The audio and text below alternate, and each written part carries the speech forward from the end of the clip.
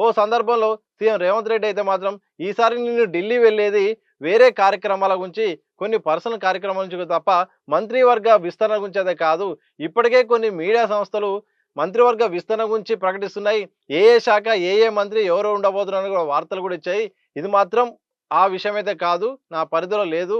ఇది వేరే సందర్భంగా మాత్రం వెళ్తున్నాను కూడా సీఎమే ఒక విస్తరణ గురించి మాట్లాడాల్సిన పరిస్థితి వచ్చింది. అంటే అంతగా ఈ అంశం అయితే పెండింగ్‌లో పడిపోయింది.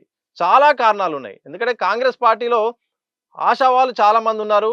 సీట్లు మాత్రం చాలా తక్కువగా ఉన్నాయి. ఈ నేపథ్యంలో పెద్ద ఎత్తున పోటీ అయితే ఉంది.